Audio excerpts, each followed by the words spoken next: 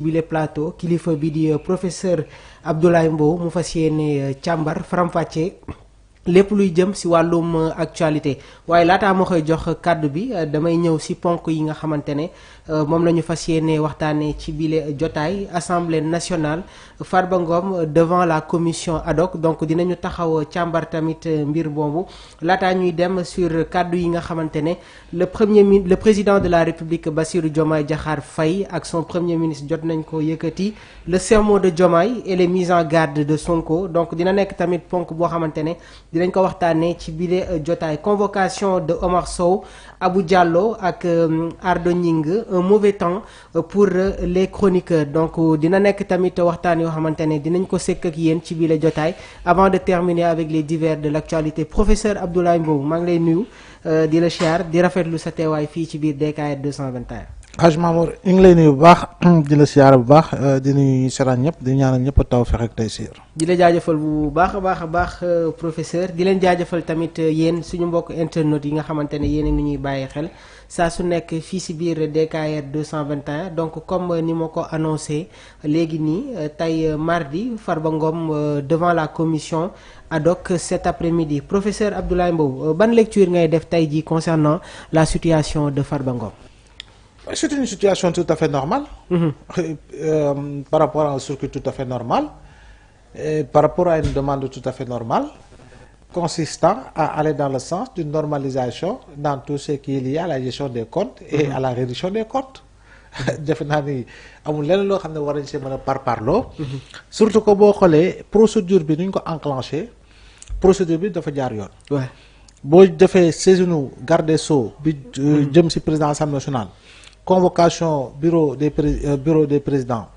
Convocation li wàll ci commission bi commission loi bi mise en place de la commission ad hoc. ñu war ko entendre mu tànn kii nga xam mooy Aïssata Tall Sall mu war ko nekk avocatam disons si li nga xam mooy commission boobu comme ni ko Aïda Mbodj defee woon. jamono ju ñuy lever la levée de l'immunité parlementaire de Ousmane Sonko. mais c'est tout à fait normal. léegi nag bu ñu jógee sol dem ci plénière. gars yi voté lever l'immunité parlementaire de Farba xanaa moom bokkul woon ci député yi voté woon lever l'immunité parlementaire Ousmane Ngom bu ñu dem këfi jëy fële. Kolda dugg ko ci chaaru xawma division des investigations criminelles xawma xanaa moom bokkul ci ñu lever woon immunité parlementaire Ousmane Ngom Omar Sarr. xanaa moom bokkul woon ci ñu lever immunité parlementaire Khalifa Ababacar Sall kon boog. Je ne vois pas pourquoi tey jii nii ñu ne député Farba Ngom dañoo war a lever immunité parlementaire am. mu mel ni saa yi dañoo kobos koo xam ne waruñu ko laal. yaa ngi wax sànq sur li nga xamante ne moom mooy la procédure une procédure normale suñu déggee kàddu yi nga xamante ne l'honorable député Amadou Ba jot na ko wax dañuy jàpp ne que vraiment rupture bi nga xamante ne ñoom ñu ngi koy woote si la ñu nekk gannaaw ba ñu parce qu'on avait tendance à avoir un fast track sur li nga xamante ne moom mooy suñuy lever maanaam. mais loolu mooy yoon. gis nga rupture weesuwul fa ñu tàmbalee. ñuy njëkk a teg loxo fii ci nguuru président Diomaye. toutes les personnes concernées ont été jugées en flagrant délit. oui toutes les personnes. ñëpp en flagrant délit. ñeneen ñi ay yeneen dossier la yoo xam ne bokkul ak ay jëf-def yeneen façon ngi def la laal li nga xam moo di wala wax xaalis. te loolu pôle financier bi moo koy gérer. à travers son parquet financier. kii nga xam ne moo di Khadim Ba. bu Locafrique. fa mos a gérer dara ci dëkk bi. lu dul moom privé la. il est en prison depuis plusieurs mois. Samuel Sarr mosul gérer dara. ci nguuru président Macky Sall. c'est un industriel. il est en prison depuis quelques mois. il y a des dizaines de personnes. yoo xam ne jàpp nañ leen dans le cadre de certains dossiers. par rapport au pôle judiciaire financier. exactement kon boog Farba Ngom. buñ ko nee yow rapportu cellule nationale de traitement des informations financières du CENTIF. moo la épinglé te luñ ko épinglé du ci nguuru président Diomaye Faye. nguuru président Macky Sall la. CENTIF dafa nekk cellule bu autonome. est-ce que xam nga Mamour CENTIF bu defee rapport du ko jox président. du ko jox président déedéet yoonu président nekku ci. CENTIF bu defee rapport xam nga ni du ko jox premier ministre yoonu premier ministre nekku ci. CENTIF bu defee rapport du ko jox ministre de tutelle mooy ministre des finances donte le CENTIF day def rapport trimestriel boo xam ne da koy jox ministre des finances ba pare ak BCEAO. moom la koy jox ak la koy jox mais moom bu defee rapport yoo xam ne concerné na comme li épingle Farba Ngom xam nga ko mu koy jébbal. procureur de la République bu ko xasee ba jëbal procureur de la République moom pare na ci. d'accord mi defee ne beneen enquête est-ce que yoo xam nga CENTIF si wàllu koppar bu ñuy teg loi bi si atum 2004 gis nga bu ñu la booy def dépôt si compte boo xam ne dafa supérieur ou égal à 5 millions ni ñu koy waxee dafa méngoo dafa tolloo 5 millions wala mu ëpp ko. waaw mais day def li nga xam ne si au niveau de la banque est tenue de faire une déclaration de soupçon. Déclaration de soupçon. D'accord. CENTIF mooy def liggéey ba ca war. xool itam xaalis bi provenance bi fan la. blanchiment la financement terrorisme la. et cetera yooyu si gàttal. mais boo xoolee fii itamit si wàllu farlo il faut voir les infractions visées. ci luñ koy topp. il faut voir les infractions visées. D'accord. donc loolu yëpp bu ñu ko dëxëñee. waxuñu Farba bu dafa def ba léegi. on respecte la présomption d'innocence. Exactement. On se limite aux faits par rapport au contenu et au contenant du rapport de la CENTIF mais loolu képp kuy acteur de la bonne gouvernance acteur de la lutte contre la corruption. mais da nga ne wax bravo ñu leeral ko justice mooy wax après nag kan moo def ak kan moo deful. Très bien nga expliquer ñu léegi nii professeur rôle bi nga xamante ne CENTIF ñi ngi koy jouer concernant la bonne gouvernance sur le plan financier ñi nga xamante ne nag tey jii bëgg nañu politiser ce dossier est-ce que jotul tamit ñu revenir tuuti à la raison. non mais xam nga ku mu neex jàppale ku la neex. oui ku la neex ku mu neex yooxu l'affaire a été politisée premier Ousmane Sonko si campagne bi moo waxoon Farba bi mooy dernière campagne am lan mooy si laajoon dama ne woon. moom il a un niveau d'information boo xam ne maa ko yow yemuñu même niveau d'information que c'est le chef de l'administration. rapport boobu xëy na fekk na ko fi. xam na contenant bi il a ébruité lors de cette campagne là. D'accord. xam ne xëy na la mu liir 10 na 17 gan goo xam ne normalement xëy na bu ñu si toppee nit ki xëy na bu ñu si toppee nit ki daañu ko daan mais je dis on parle de d'un pactole de 125 milliards. Oui. xamuñu dañoo ñàkkal fay de milliards. ah. oui 1 milliard égale 1000 millions. si dëkk bu mel ni Sénégal. waaw un pays pauvre très endetté dëkk boo xam ne jeunes yi ñi ngi xool buntu fu ñuy siy génnee. dëkk boo xam ne jigéen ñi ñi ngi xool fan la ñuy jàppee financement pour xool fi ñu si génnee. dëkk boo xam ne retraités yi saa yi ñi ngi xoox ba kenn xamul lan la dañuy liggéey ba retraité ba pare ñoo war di yore famille ñu ne léegi nag loolu il faut ñu tëggandoo beneen Sénégal. ak ñiy doog a ñëw pour tabax benn Sénégal pour véritablement ku si nekk mën a sentir sa bopp ci Sénégal léegi ñu ne 125 milliards ñu naan la location voiture sur ñaari at da toll na ci 15 à 17 milliards. léegi ñu ne loolu duñ ko saytu. dañ ko war a saytu. dañ ko war a saytu dañ ko war a xool. situer les responsabilités xam kan moo def xam kan moo deful waaye léegi fonctionnaire bi di Tabaski Ngom.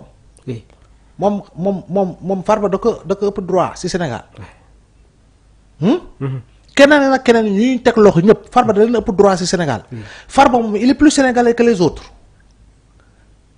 constitution bi moo ne tous les sénégalais sont égaux devant la loi. devant la loi. ils naissent tous égaux loolu mooy di dëgg. kon boog muy Farba muy Duudu muy Ablaye muy Coro muy Maxu. ñëpp ci yem. encore une fois yoon dafa war a def liggéeyam.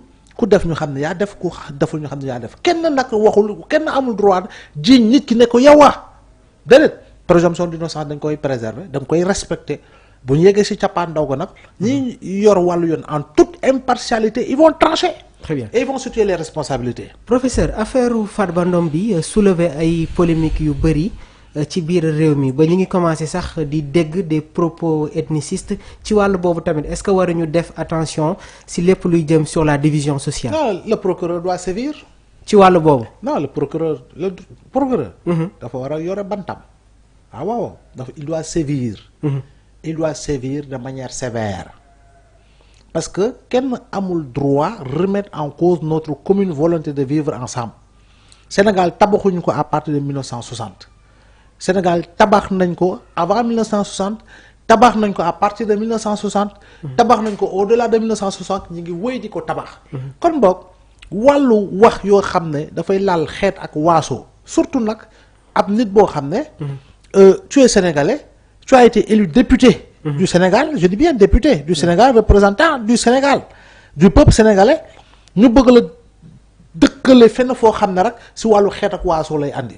et je pense que ñoom si seen déclaration bi déjà fa lañ ko tàmbale à travers un communiqué fa lañ ko tàmbale si ay dérives ethnicistes yoo xam ne amut sens.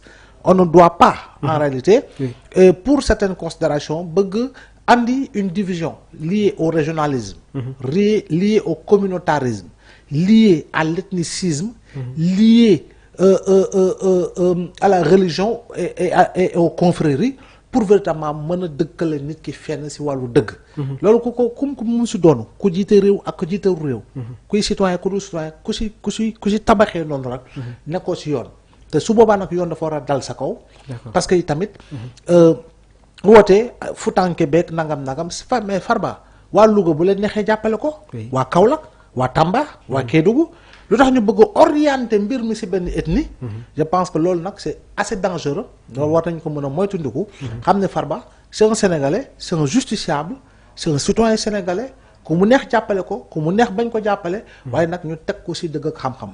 ci ñoom ñi ngi annoncé sax certains militants que jeudi bii nii ñi ngi woote à une manifestation pour apporter un soutien au député Farba Ngom. waaw bu leen neexee am nañu ci droit nag très sincèrement. bu leen neexee nag autorité bi mooy apprécier après l'autorité préfectorale de cette localité mooy apprécier ndax da leen di bàyyi ñu doxee ko lan lañ ci fas yéene bu fekkee ne marché yoo xam ne c'est au rang ethniciste moom il faut quand même que autorités yi jël ci ay mesures idoines et préventives également et préventives surtout tout ce que je sais mooy vendredi dernier déjà y avait un renforcement du dispositif sécuritaire au niveau de Matam. Exactement. Pour véritablement prévenir voilà yenn mbir yu fa mën a débordement yi voilà oui. Maintenant constitution bi moo ko wax nous sommes dans un régime déclaratif. Très bien. ku mu neex nag si sa sañ-sañ nga yëgal kilifa yi. effectivement ñu traiter ce dossier après ñu bàyyi la nga war a mën a dox ñu bàyyi la nga war a citer ñu bàyyi la nga war a rassembler wu. wax li ngay wax après bu jeexee nga ñibbi. tey jii mu nekk sa convocation mu war a jàkkaarloog le commission ad hoc mun na fa bañ a teewee waaye ñi ngi évoqué ñi ngi cité une personnalité comme Aïssata Tall Sall pour mu ñëw peut-être jàkkaarloo ak ñi yor wàll boobu. waaw mais day ñëw porter plaidoyer rek la fay def de. commission bi moom fu mu jëm xam nañ ko mooy adopter la levée de l'immunité parlementaire pour aller en plénière. Oui. Aller en plénière qu'on lève l'immunité parlementaire te man gis nga Farba looloo gën ci moom te ku doon Farba sax da ngay dem jëbbal sa bopp bu dee yow de wóor na la ni yow clean nga set nga. tu n'as rien à te reprocher. yii yëpp jaru ko woon procédure bi oui. man laaluma dara. man jëfeewuma man blanchiruma man détourné wu man defuma dara. da ngay teel a jëbbal sa bopp su boobaa nag ñu xam fu dëgg bi féetee. Très bien. ñoom ñoo fi singale woon Khalifa Ababacar Sall. tuddee ko Khalifa dugub si wàllu caisse d'avance bi jiñ nañ ko fi tam nañ ko waxee nañ ko fu ne détournement corruption lu nekk wax nañ ko au bout du compte Khalifa a été pris manu militaire yi mis en prison condamnation fast track première instance ba rabat d'arrêt sur 1 an parce que c'était à caractère yaa ngi dégg boo xam ne c'était pour l'éliminer politiquement loolu la ñuy wax élimination politique mais fii mënoo fi tudd élimination politique tu sais pourquoi. oui lan moo nekk suñu kanam yow présidentielle dañu la yëkkati ci kaw ba ci kaw dañu la yëkkati ba ca kaw ne la tëll. dóor la ci suuf. législative ñu ne la tëll ba ca kaw ne la tëll ci suuf. mais attends ku la gagné ci législative avec marge avec 130 députés sur la 165. kooku lu mu lay rayé politiquement yow lan nga ko mën a sonalee politiquement. yow lan nga am dëgër laay politiquement pour ñu xalaat ni ay opération de liquidation politique la je ne le pense pas. D'accord. Il s'agit d'opérations liées à une réduction des comptes. te loolu nag ay la yëwoon dëkk bi da ko soxla parce que yeneen réduction des comptes amu fi woon. réduction des comptes amu fi woon de. oui. politisation des dossiers moo fi amoon pour pousser les personnes épinglées par les rapports à transhumé. ñëw ci côté pouvoir. waaw oui moo fi amoon. kon donc bu ñu demee nag si li nga xam ne mu njortuñu ni mi ngi nuroog. te mi ngi jëm pour doon reddition des comptes mais ñëpp war a tàccu léegi nag bu ñu defee reddition des comptes nee nañ la presque 3 milliards dugg na. si li nga xam parc financier mu récupéré presque plus de 150 arrestations. voilà mais attends c'est combien tous sont des Sénégalais. oui. alors est-ce qu'il y a un autre qui est plus sénégalais que les autres Sénégalais. warul am discrimination. non ni de favoritisme sur les enquêtes yi nga xamante ne ñu koy mëne oui. la justice la yoon daal. la loi elle est générale et impersonnel. D'accord. Loi xamul xeet xamul waaso xamul milliardaire xamul jaaykatu nen bi suñ ko jaareele si yoon elle est générale et impersonnelle. Très bien professeur léegi nii yaa ngi nekkoon di wax que bile enquête sur ce dossier n'a pas été menée sous le régime d'Ousmane Sonko et du président Bassirou Diomaye Faye. En effet, les faits mi ngi concernent les années 2001, 2022 et 2023, c'est-à-dire qu'il relève du régime de Macky Sall. Mu nekk tamit kaddu yi nga xamante ne notre confrère Babacar Touré jot na ko wax nee na les banques jotoon nañu signaler ce dossier à la CENTIF qui était alors dirigée par Ramatoulaye Agne. Nee na ce sont l'ensemble des transactions qui font le montant de 125 milliards, certains effectués sous le nom d'Ismaïla Ngom, frère de Farba Ngom. waaw. Oui comme on dit rek. ndax conc bi dafa ñëwaat tamit ci mbir bi fii kañu oom moo fa nekk oom. du woon bi moom dossier yu ñu tegoon ci kii oom du conc de oom. sa waay conc la waxoon de moom. mais dañ ci yokk oom yi. oom yi am na ay dossiers yoo xam ne nekkul woon si conc yi si oom yi la nekkoon. loolu moo di dëgg et je pense que lu ñu tudd gum ay société écran ay yi mu ngi noonu daal. et je pense que lii nag moom amul leneen loo xam ne war nañ ko si naatable. très bien te mbir bi bu ñu xuusee ba si biir. Farba nu mu ko waxee wàllu suuf kese am na ñoo ne ñu ne moytu leen de duñu yem si suuf de. y a autre chose. mën nañu gën a yeneen mbóot de. les dessous de l'enquête. voilà mën nañu gën a yeneen mbóot. oui moo tax il faut que ce dossier là soit clarifié. oui pour que l'opinion xam fan la dëgg bi féete. ku def ak ku deful. c'est important. Et je pense que tous les autres dossiers également doivent être instruits. Tous les autres dossiers doivent être instruits par rapport ak li nga xam ne mooy alalu askan wi alalu gu sénégalais bi moom fan lañ ko dugal ak ñan ñoo ko jariñoo. d'accord impérativement c'est une nécessité absolue. ñu bëri foog nekk CENTIF dafa nekk benn organisme bu bees alors que CENTIF ñun ñëpp xam nañ liggéey bi nga xamante ne ñi ngi koy def sur le plan économique ñu bëggoon am foofu tamit benn résumé bu ndaw sur son fonctionnement. CENTIF moom xam nga 2004 la jamono Abdoulaye Wade. oui après il y a eu modification je crois bien par rapport à la loi de 2009 à la loi de 2014. CENTIF 6 membres moo fa nekk 6 te 6 yi dañoo bàyyeeku ci ay secteur professionnel yoo xam ne yu ñu ràññee la war na am un banquier qui vient de la banque centrale. war na am koo xam ne ci inspection des impôts et domaines. lay génnee am keneen koo xam ne dafay bàyyeekoo ministère des finances je crois bien am keneen kuy bàyyeekoo donc 6 lañu yoo xam ne. ku ci nekk dafa am benn secteur d'activité professionnelle booy jógee. d'accord ba pare nag ñu CENTIF. moom c'est une cellule autonome.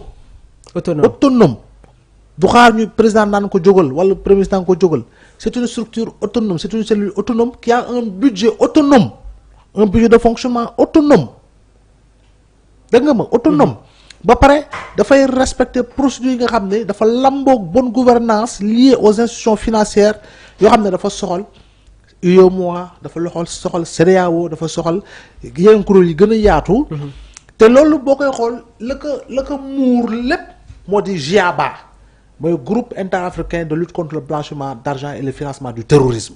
d'accord donc moom banque lépp luy institution financière laa wax lépp je fay CENTIF dafay liggéey ak ñoom banque bi si wàllu boppam dafa am obligation si yenn transaction yi mu yëgal ko CENTIF par rapport à une déclaration de soupçon pour que CENTIF def liggéeyam kon boog du cellule boo xam ne gars yi xëy na ñu ngi koy doog di commencer di tudd xëy na ay yow ak man sax xëy na def nañu déclaration de soupçon te mosuñu koo yëg. non man moom professeur non dama ko waxee noonu rek voilà. parce que tey jii yow maa ngi yow bu ñu déposé 300 voilà mi ngi noonu quoi. xanaa ay ñoom Fallou ñooñu daal ko mën nañ leen citer ci loolu waaw voilà. donc mu nekk ay kàddu yu am solo trop on continue toujours suñu actualité reddition des comptes ñu gis démb conférence des administrateurs et managers publics le sermon de Diomaye et les mises en garde de Ousmane Sonko ñu bëgg a am une lecture sur la forme avant ñuy ñëw nag sur le fond des dires du premier ministre concernant la corruption et la reddition des comptes. déjà regrouper les administrateurs de société waxtaan ak ñoom si doxalinu lu ñuy yor secteur public parapublic bi def naa ni c'est une bonne initiative.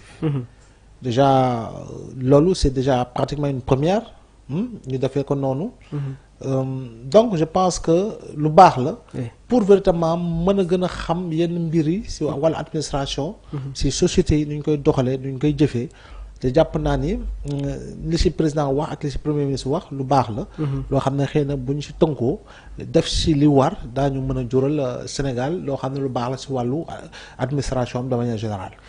laataa bile conférence ñu gis le premier ministre Ousmane Sonko Ilimanu Diawrigne jotoon na yëkkati ay kàddu di wax sur l'assainissement de l'administration mën nañu jàpp ne que fii ak ay fan yu néew il y aura des réformes ci bile administration. c'est un impératif parce que le premier c'est le chef de l'administration.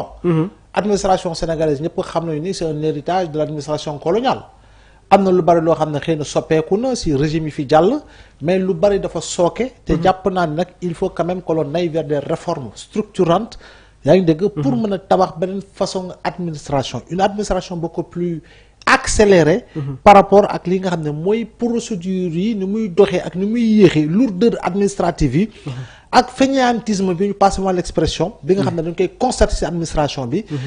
si li nga xam ne mooy soxal itam assainissement bi si wàllu personnel bi renouvellement du personnel ak yooyu yëpp daal jàpp naa ni effectivement dañ see war a liggéey administration bi waruñu mën a fexe ba mu gën a performante parce que on parle depuis lors de dématérialisation petit à oui am nay jéego mais lu bari dafa des ba tey donc administration bi war nañu si liggéey yoo xam ne daal dina gën a mën a représenter dina gën a nekk miroiru Sénégal si li nga xam ne mooy tabax dëkk boo xam ne sur le plan social et sur le plan économique administration bi lu mu see andi dina baax lool. te itam personnel bi tamit war nañ ko yokk. personnel parce que quand on dit que fonction publique Sénégal c'est moins de 200 000 fonctionnaires 97 000 enseignants. mais je dis encore une fois loolu ndaw na il faut quand même ñu liggéey ba yegg si 250 000 fonctionnaires 300 000 fonctionnaires. ndànk pour egg à un autre niveau si li nga xam ne mooy. fonction publique bi lu mu yor war ko mën a attan non sans tenir compte de la présence de plusieurs autres Sénégalais qui ont des contrats spéciaux ci biir administration bi yooyu yëpp jàpp naa daal war nañ ci liggéey pour gën ko mën a étoffer. d'accord alors le premier ministre Ousmane Sonko ci ay kàddoom mi ngi relever li nga xamante ne moom mooy l'urgence pour ñu ajuster bile administration waaye tamit jot na mettre en garde concernant lépp luy jëm ci wàllum corruption professeur. waaw. oui guerre moom corruption moom lu doy waar la. dafay freiner développement wu dëkk. oui te bu ñu koy xool rapport Transparency International yi mujj yëpp le Sénégal est resté dans la zone rouge le Sénégal doit sortir de cette zone rouge là. te loolu mu ngi jaar ci xeex guerre surtout ci wàllu administration bi. très bien impérativement il faut ñu xeex guerre parce que la ñuy perte ci ay milliards ci li nga xam moo di wàllu guerre ci wàllu corruption. mais mën na. participer à une autre forme de financement de l'économie du Sénégal parce que c'est des centaines de milliards que le Sénégal perd c'est rien que si li nga xam ne moo di wàllu corruption kon mbokk il faut ñu def jéego te corruption moom feebar la te buñ ko bàyyee dafay nekk cancer boo xam ne dafay métastasé wu donc il faut loo xam ne bu ñu bàyyee day nëbee tànk te bu yeggee ci bopp bi léppay nëbandoo kon mbokk nañ ko artu gën ko xeex âprement encore une fois ba pare andi ay sanctions yu war ci képp ki nga xam ne jàpp nañ la pour des faits de corruption. très bien le président de la République moom itamit jot na yëkkati ay kàddu sur les finances publiques li mu wax nag nee na au terme de 9 mois d'exercice du pouvoir les constats sont alarmants le premier ministre moom tamit jotoon na évoquer une situation catastrophique sur la publication des rapports de la Cour des comptes ba ban analyse ngay def tamit sur les finances publiques. waaw gannaaw bu suñu njiitu réew yi président li mu wax noonu dina ma tiital en tant que sénégalais. dina la tiital waaw bien sûr. oui situation économique financière.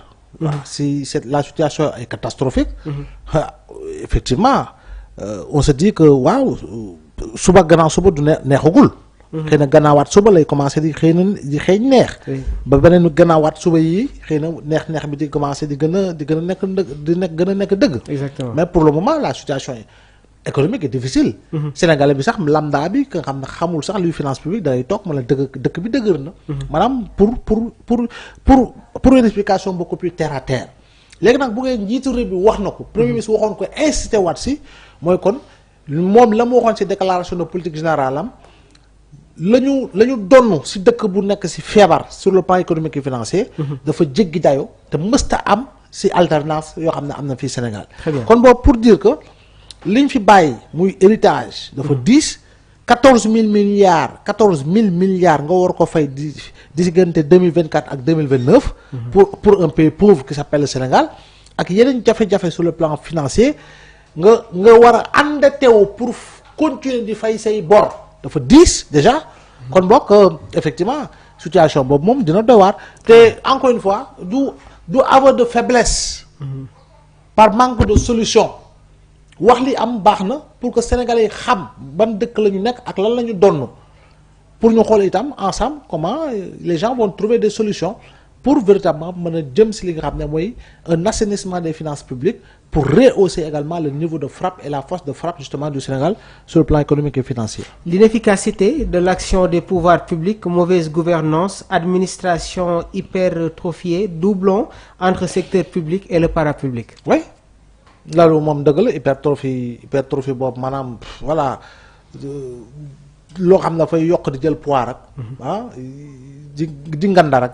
te lu muy jur si njariñ bariwul. il faut quand même que yooyu tamit ñu réajuster leen. un service de rentabilité. voilà non il faut ñu réajuster ko. pour que la rentabilité soit beaucoup plus conséquente. d'accord loolu moom c'est encore une fois dafa baax parce que fii moom société structure publique parapublique yi c'était des niches pour caser un clientélisme politique. loolu moom fi nekk. suñu moo demee DG je veux construire une base ma jël sama waa dëkk samay kii ñoox leen foofu masse salariale bi dafa doon nekk 500 millions. nga jëkk saay en peu de temps ñu la masse salariale bi egg na 2 milliards. ay nit yoo xam ne ñu ngi leen di fay du ñu xëy du ñu liggéey. ñuy signer ay contrat à durée indéterminée sur la base de n'importe quoi. jàpp naa ne yooyu yëpp il faut quand même ñu jël ci ay matukaay. mu nekkoon jàngat yi nga xamante ne le professeur Abdoulaye Mbow indi na ko sur la situation politique waaye tamit indi une lecture ci kàddu yi nga xamante ne suñu président de la République suñu njiitum réew Bassirou Diomaye Diakhar Faye ak son premier ministre jot nañ ko indi concernant lépp luy jëm sur la bonne gouvernance dañuy jàll ci beneen pàcc bi convocation de Omar Sow. Abou Diallo moom démb jotoon nañ ko placé en garde à vue jamono ji nag un temps très mauvais pour les chroniqueurs noo jàngatee tey ji la convocation de Omar Sow professeur. Omar Sow mooy xawma APR. ki nekkoon xawma président. ancien conseiller spécial du président. dëgg naa nit a ko porté plainte. oui. nit ku mu porté plainte dafa jàpp da ko tooñ. kon ku ñu tooñ nga santi dañ la tooñ am nga droit porter plainte bu ñu la porter plainte tam kii tooñ dañ nga war a woo amul leneen encore une fois c'est-à-dire que nit mag mën na def dérive du ko tey waaye nag jàpp nañu lu ñuy dégg ci dëkk bi moom mi ngi bëgg doy waar ay saaga ndey ci plateau ay xasante ay tamante ay jiñante au nom de quoi lan lay apporter nit ki kay def ak nit yi kay def jël nit singale ko topp ko rek tam ko jiiñ ko toroxal ko ban intérêt la am je pense que nous devons être dans la guerre des arguments être dans la guerre des arguments c'est véritablement s'opposer par rapport à des formes de contradiction on doit parler des idées les petits hommes parlent des personnes parce que on a vu sur un plateau mu yëkkati ay kaddu di souhaiter le tandem Diomaye Sonko échouer sur un Sénégalais est-ce logique wala tamit tey ji nekkul personnalité boo xamante ne politique yóbbu na ko ci benn extrémité je dis encore une fois il y a des extrémités yoo xam ne dëggantaan ngay wax si nit ki sax du la intéressé parce que c'est pas la personne qui nous intéresse et ce sont les arguments que la personne apporte et ce sont des arguments qui ne reposent sur aucun argument solide le plus souvent jiiñ la wax la sur un ton véritablement teinté d'arrogance te du la andil dara du la tabaxal dara te nit ñi bu yàggee sax ñoo la dootul déglu il faut quand même que ñu respectante muy politicien bi muy journaliste bi muy keneen ak keneen il faut quand même qu'on se respecte parce que ñi ñuy seetaan di ñu déglu ñu bari si ñoom ñoo ñu ëpp xam-xam ñu bari si ñoom ñoo ñu ëpp jaar-jaar ñu bari si ñoom lu ñu liggéeyal Sénégal ñun ñii liggéeyalu guñ ko Sénégal te xëy na daañu dund ba yàlla jëlee ñu fi ñu ko mës a liggéeyal Sénégal te ñoom liggéey nañ ko si en peu de temps liggéey nañu Sénégal loo xam ne yow 30 ans 40 ans d'exercice doo ko liggéeyal Sénégal il faut ñuy bàyyi xel ñooñu il faut ñu bàyyi xel ni am nañu toog seen kër par plaisir la ñuy déglu kii di seetaan kii di zappe kii di xool kële te pourtant ak ñoo mënoon toog ci plateau te bu ñu waxee ñëpp boolonoo ne gongo mais yow la yàlla nattu ñu lay invité wala yow la yàlla nattu ngay jàkkaarloo micro di wax ak Sénégalais mais joxal cër ñi lay déglu. très bien. am déet. oui joxal cër ñi lay déglu. exactement xam ne weccoo la. weccoo gi dafa war a sell. et que contradiction moo gën parce que si la xam-xam ak xalaat gu sell di jóge waaye taxaw di tamante dóorante dënn saagante tamante nga gis kii di daggal ay kenn xamul mais c'est du grand n'importe quoi je suis désolé de le dire. ndax lii day susciter tamit l'assainissement du milieu médiatique. forcément. oui c'est une nécessité. ay xale ñoo lay seetaan kër yi da ngay toog ci salle papa yaay ak seeni doom di seetaan ngay dégg ay ci plateau ñu lay wax ay du grand n'importe quoi. des informations bâties sur du mensonge. ak yoo xam ne ay yóbbante la moo fi am. et je pense qu'il faut assainir cela. d'accord. qui doit même être chroniqueur loolu dañ ko war a comme léegi y a un métier qui est créé qui s'appelle ba ñu koy catégoriser les chroniqueurs. il faut que quand même sax loolu ñu réglementer ko. qui doit être chroniqueur. encore que la chronique c'est un genre journalistique au même titre que l'éditorial, au même titre que le commentaire, au même titre que l'analyse, au même titre que le compte rendu, au même titre que le billet, etc., etc. am na yoo xam ne boo leen ne woon kaay bindal ma chapeau mënuñu ko wax parce que xamuñu du chapeau. lan mooy accroche xamuñu ko lan mooy corde lactique xamuñu ko lan mooy pyramide inversée xamuñu ko lan mooy règle des 5 W xamuñu ko et cetera et cetera. après léegi yow ñu ne jalax journalistes yi. ne leen cambay. ba pare jëlaay nit. parce que c'est des personnes qui savent tenir des insanités des propos déplacés xamuñu luy éthique xamuñu luy déontologie loo leen nu diggal rek la ñuy wax loo leen wax loolu la ñuy wax et puis on laisse comme ça. ben non muy Dakar 2h21 bii boo fi maxu man boo fi àndoon chroniqueur boo xam ne lay dagal mais c'est xawma kan moo yor loolu da ko war a tëj wala mu am lu mu teg ci taabal bi loo xam ne effectivement doon ñu ko defati mais nous on laisse faire. Donc, d'incomber la prise de responsabilité de tout un chacun. Bien sûr. Mais regarde ce qui se passe dans les autres télévisions de la sous-région. Va au Burkina. Oui. Va au Cameroun. Va en Côte d'Ivoire. Gars, qualité, si nous avons une formation de filles, mais nous avons bari. Nous parlons bien français, nous avons de bouquets, nangam. Nous bari. Chez eux, tu ne verras même pas un quotidien qui coûte 100 francs. Djaruko. Chez eux, tu ne verras même pas un quotidien qui coûte 100 francs. Nous, filles quotidien 100 francs, les gardes jaroul. C'est problématique. Ouais. Nous n'avons même pas de modèle économique. On n'a pas un modèle économique pour les entreprises de presse et principalement pour les entreprises de presse de manière générale. Un modèle économique fiable. C'est un fait. Nous sommes nous disons balbal, nous disons killing. Nous sommes Burkinabé bi des fois dañuy dem zoom parce que on intervient si benn télé bu nekk Cameroun wala benn télé bu nekk Côte d'Ivoire. On est 5 confrères qui dëkk bi. Eux tous m'interpellent. Chez vous on ne sait jamais ce qui se passe. Oui. Tout se fait en wolof. C'est problématique. Oui. Alors que ñun suñu wàllu bopp c'est vrai que dañuy wax ak sénégalais yi ñuy war a déglante di xamante lu ñuy waxante.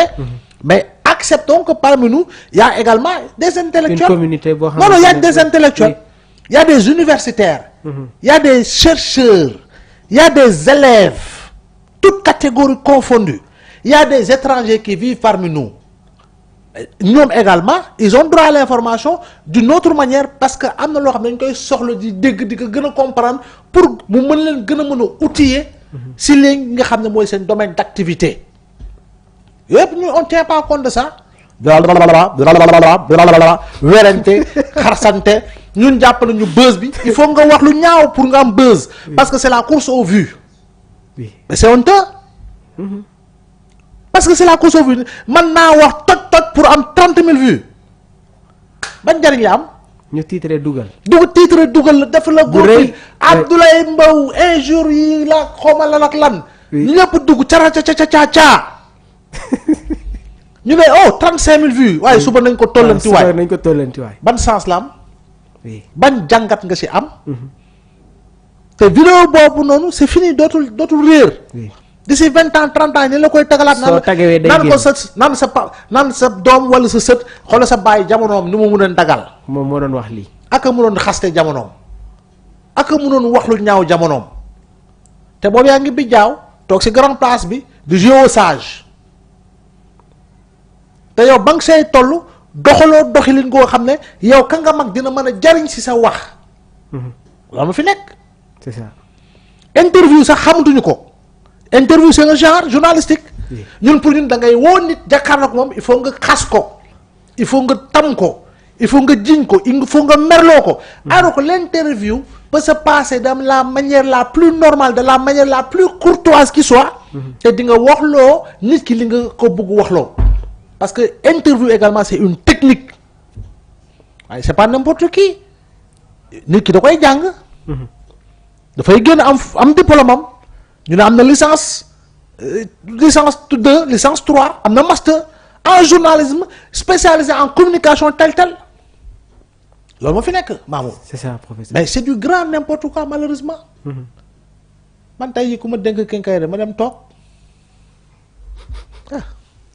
professeur ci beneen convocation ki nga xamante ne nag jamono ji placé nañ ko en garde à vue muy Abou Diallo moom itamit nekk chroniqueur à la Sen TV gannaaw ba mu yëkkatiwee ay kàddu yoo xamante ne day laal luy jëm si cohésion sociale si wàllu boobu tamit ban jàngat moom nga siy def. bon encore une fois malheureusement encore dérive la parce que bof man xaw ma sax sur réseaux sociaux laa gis. déglu ma ko. parce que dañu ne rek dafa yëkkati kàddu ne waa boor bee nañu jóg xaw ma nangam. Les autorités ont jugé, apprécié, il a été convoqué, placé en garde à vue. Attendons la suite. Ouais. Il y a un autre qui s'appelle Ardo, je ne sais pas. Oui, d'après les dernières informations, ça, voilà. Voilà, suite à une plainte également d'un autre Sénégalais qui s'appelle Oumar Diagne. Cheikh Oumar Diagne là. Oui. Tu as une présidence. Ouais, c'est comme ça. Bon, xëy na bu tam bu defee dérive ñu baal ko rek moom du yëfam. duñ la woo. bu ma woowee tamit dama wuyu rek mais du yëfam. waaw ñu ngi ñaan yàlla may ñu bañ a di def accident wu làmmiñ. parce que kay wax mooy def tam accident làmmiñ waaye tamit nga bañ see dëkk. nga bañ see dëkk. am na ñoo xam ne defatuñu accident làmmiñ. ce sont des chauffards. Des chauffards. De langue ensanglantée qui ne portent que les mots MAX d'une société par rapport véritablement à des directives souvent données ça et là te loolu da nga maam du loo xam ne dañ ko war a gis ci suñu ay télévision di koy lire suñu ay journaux parce que yàlla nattoo plume ak micro il n'a pas le devoir de briser des carrières volontairement. Il n'a pas le devoir de briser, de disloquer des familles volontairement. Il n'a pas le droit de s'attaquer à des Sénégalais, qui qu'ils puissent être, quelle que soit leur catégorie sociale, de manière volontaire. Loolu nag mooy éthique mooy déontologie. fa la ñuy jaara ni dugg sur li nga xamante ne moom mooy les divers de l'actualité toujours ñi ngi ak le professeur Abdoulaye Mbow muy décortiquer l'actualité waaye tamit ñi ngi leen di wax durant le live te leen koy liker di ko partager pour permettre à ceux qui ne reçoivent pas le lien ñu mën ko jot. Professeur sànq évoqué woon nga ko sur l'affaire Tabaski Ngom, demande d'enquête du PJF à la DIC, donc Tabaski Ngom coule, l'ex-DG de l'APROSI, arrestation de Momad Ba et le vaste réseau de transactions financières douteuses mêlant détournement de deniers publics, prêts non remboursés et soupçons de collusion politique. foofu tam parquet financier bi mi ngi def liggéey ba mucc ayib. ñu ngi ko siy teg fan yii de. waaw ñu ngi ko ñoom saa yi volant bi moom procureur bi moom procureur parquet financier bi moom chauffeur dëggantaan la. yaa ngi koy wax sànq somme bi ñu jot a récolté ak arrestation yi rek xaw na doy waar. bu waree rétrogradé bu waree dugal 3e 4e da koy dugal sans hésitation. loolu la ñuy xaar. si justice bi impartialité rigueur vigueur pour véritablement situer les responsabilités. ñu xam kan moo def ñu xam kan moo deful. je pense que mënuñoo nekk fii ay fonctionnaires yore suñu alal di ko pasaree di def lu leen neex di leble xaalis boo xam ne yow du sa alal. ay nit yoo xam ne dañ daan yónni seen chauffeur muy retirer 1 million par jour. ñuy dem di jëli. c'est extraordinaire. voilà professeur man la question que je me pose mooy ñi nga xamante ne. ñoo nekkoon sur l'ancien régime est-ce que ñu ngi doon soucier wu réellement sur les problèmes de la société. non dafa mel ni dañu foogoon ni régime bi du jeex. ñenn ñi la parce que mais ani yërmande sax envers une population qui est en souffrance. dafa am wax ma ne ñëpp parce que am na ñoo xam ne véritablement mënoo leen jàpp toppee si dara ils ont servi loyalement le Sénégal. exactement très sincèrement. ils ont été du régime du président Macky Sall. ils ont servi loyalement le Sénégal. tey mënoo leen toppee si dara mais am na si ay la yoon ñoo xam ne. ñu ngi tudd ci mbir yi dañ doon jiiroo. ñeneen ñi dañ doon jiiroo su ma ko waxee nag waxee moo ko si sama tey ji bakkan. dama sukkandiku rek si lu rapport yu jot a junj. oui su fekkee ni lu rapport yu jot a junj noonu la demee. effectivement jiiroo moo fi amoon. sànq si suba rek ñu ngi ñuy wax ne que IGF rapport yi nga xamante ne ñu ngi koy waaj a génn ñu ngi waaj a tamit am. non rapport yi kañ moom. ay mbir yu xaw a doy waat ci wàllu boobu Cour des comptes bu génnee ak yeneen dëgg fa naan lañ fiy gis dina doy waar. dina doy waar dina doy waar. dañuy continuer ba tey présidence de l'Alliance pour la République APR Sidiki Kaba assure l'intérim de Macky Sall mu nekk benn titrage bu jóge ci Point Actu Sport donc Point Actu autant pour moi maître Sidiki Kaba ancien de CPI et de la FIDH Amadou Mame Diop et Abdoulaye Daouda Diallo pour amplifier à l'international le combat judiciaire. Macky Sall a dit s'être démarqué de l'APR mais le contexte de reddition des comptes semble l'obliger à choisir maître Sidiki Kaba pour assurer son intérim à la tête de son parti. dafa am daam lu muy tiit professeur. non malheureusement l'APR est déjà grippé. jeex na. non grippé. feebar. l'APR est grippé. te maître Sidiki Kaba malheureusement il ne fera pas l'unanimité si ses responsables yëpp.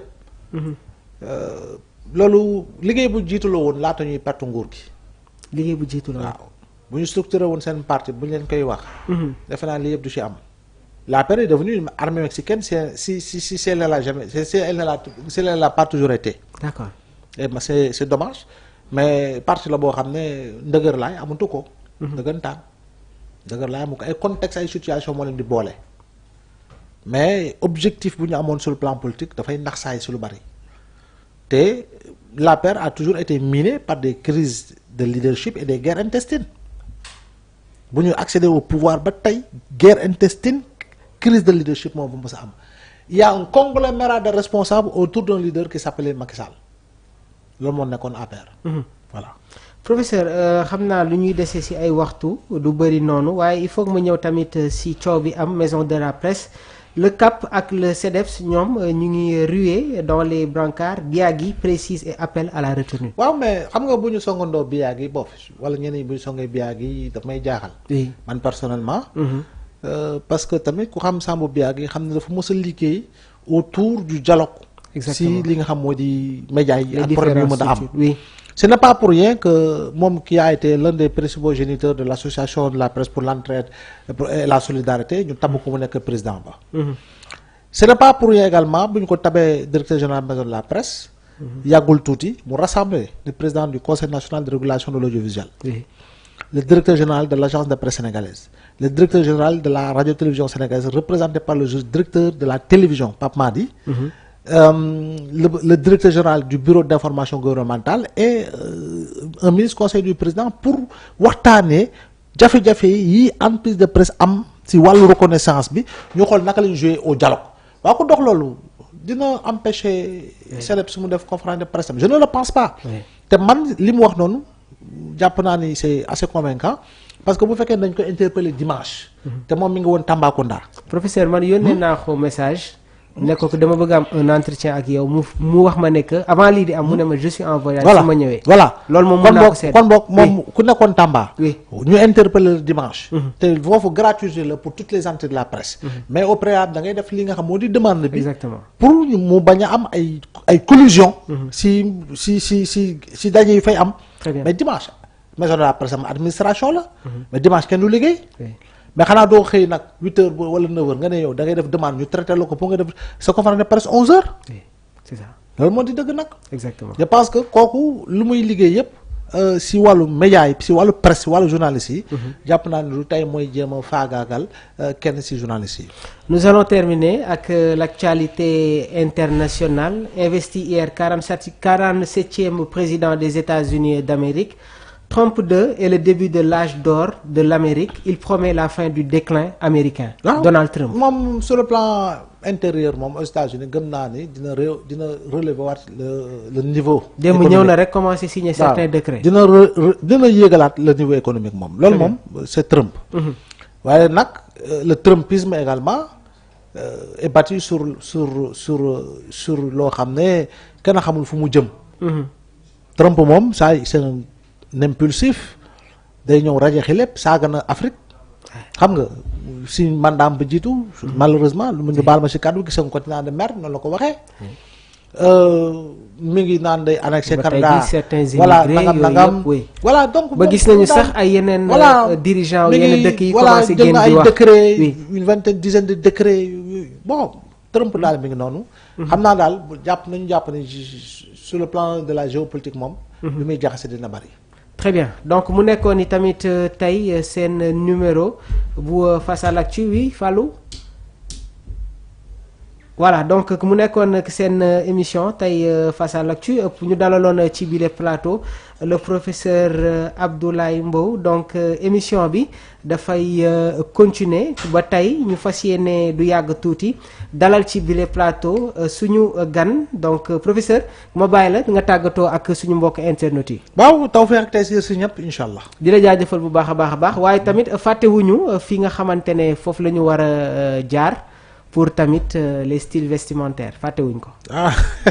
dinañ fa ñëw. waaw kon moom mi ngi noonu Bara First Class. très bien Liberté 5 incha allah. on passera incha allah donc restez connectés dañuy ñëw sur l'illustration d'une vidéo des vidéos sax moom laay waxee Abou Diallo ngeen déglu tamit kàddu yi nga xamante ne jot na ko yëkkati.